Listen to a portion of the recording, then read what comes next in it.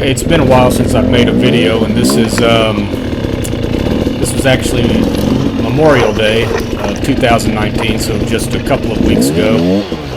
We went out, it's just Gary and I, on a Monday Memorial Day, and it's kind of about, I don't know, bushwhacking. I did a video a while back about riding in ravines, and there's some of that in here too, but a lot of times when we go out, we I don't know, what we call bushwhacking. We basically go where there is no trail. In this particular case, this is a trail. We actually made this trail, a couple of years ago. I mean, didn't really make it, but reclaimed it kind of. We called it 200 yards of hell because it used to just be hell to get through. This is the same trail, we're just going backwards. First time we did it, it literally took us like 2 hours just to go this like 200 yards. It was in August, and we all thought we were going to die. But as you can see, nobody really rides it a whole lot, so it's overgrown quite a bit. We haven't got out there this summer yet and cut anything on it, so we're just kind of forcing our way through right here. But this is a lot of what we do. I don't know how many people really enjoy this kind of riding. I enjoy it to some degree. Gary really enjoys it. He's really good at getting through all this brush. It seems like I slap into everything. Maybe it's because my GoPro's sticking out on the side of my helmet, but who knows.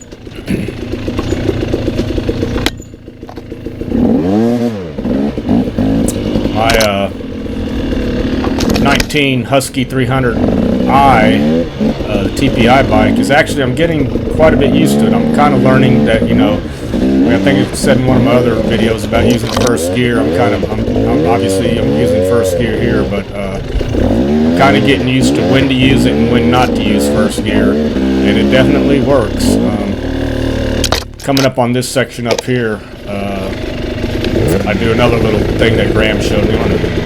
Here in just a second, I'm going to speed it up while Gary's getting up these rocks, but this is kind of going back towards Costa Rica. But here you can see, like, they sound like a bunch of buzzing yellow jackets. But so this kind of makes a big loop. What we just did from 200 yards of hell, this goes back up the other side. Just to the left of my bike is where 200 yards of hell is. This is a little rocky. Actually, to the right of me is probably the better line. Tried to go around that tree, but I was afraid I was going to smack it, so I lost my momentum. But right here, not so much right here, but kind of right in here, you'll see that whenever I get ready to walk the bike up, this was something that Graham taught me whenever we were in Spain too. It wasn't a rocky, but it was just a steep ledge, and I was trying to push the bike up, and Graham told me, he said, get behind the bike and push up, which, I mean, it's perfectly logical, but I would have the handlebars like right around by my shoulders and try to push it up like that. And you'll watch, you know, Graham, when he gets in situations like this, his arms are almost always extended, and he just gets back there and gets leverage and pushes the bike up, and it worked like a charm. Right here, I thought about just going right up that ledge, but I was kind of afraid I would loop it out, so I was going to go for that little gap, but obviously you can see there I had to go back to the pushing method. It's actually steeper than it looks on the video. Either it always really is, or everybody just says that.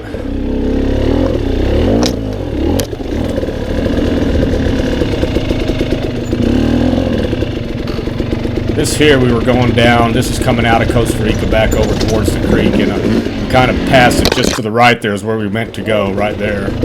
So we had to turn around and go back in. I don't know why we had so much trouble going down this on this particular day. Normally we don't. Normally we just, maybe it's because we were trying to do it too slow. We have had a lot of rain this year, so a lot of stuff has been washed out.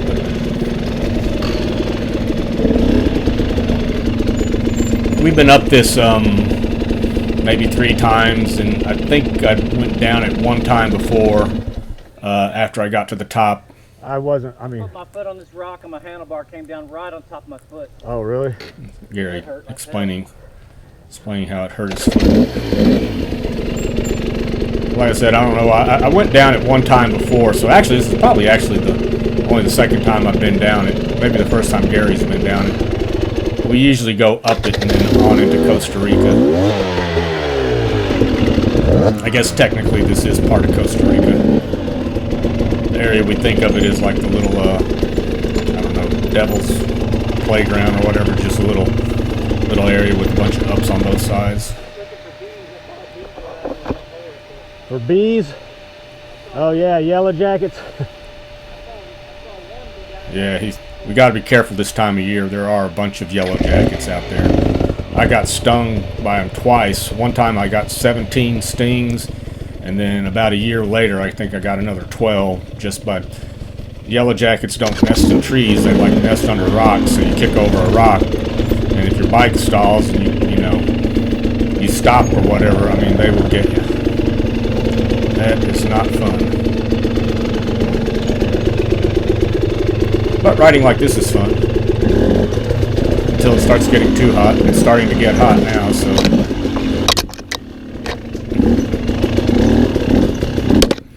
And obviously this kind of stuff is a lot easier whenever it's winter time. It's not overgrown.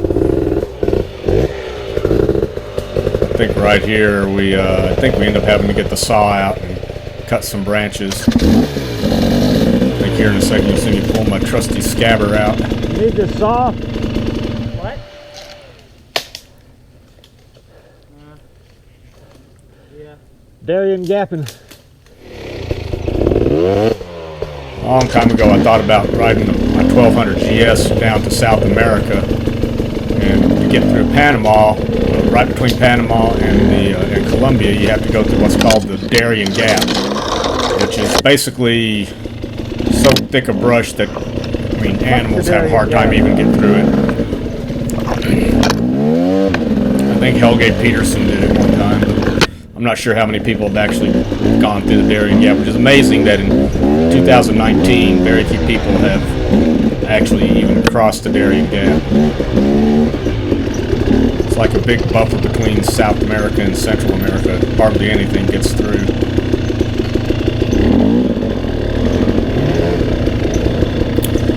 So if you're watching this, you're probably bored to death by now, but this is kind of some of the fun little, I don't know, single track we have out at Red River Motorcycle Trails. We kind of make up a bunch of the stuff ourselves. Again, here's one of the ravines that I'm talking about. We always like riding through these things.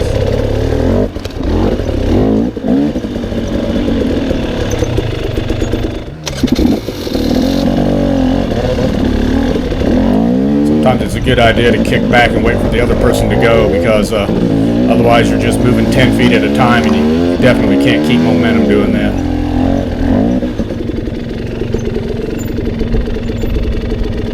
This is a little bit, I guess you would say, south and east of Costa Rica.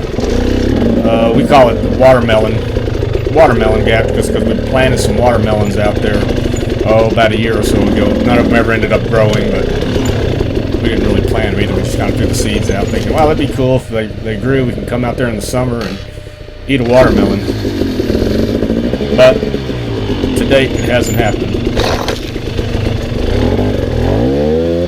Got to be careful right down at this end too, because you will get stuck in quicksand. You'll bury your bike back here.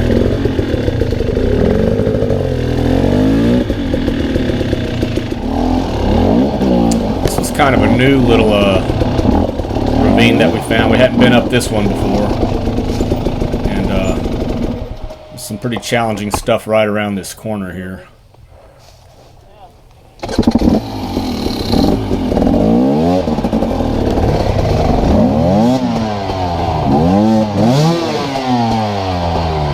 Wet roots.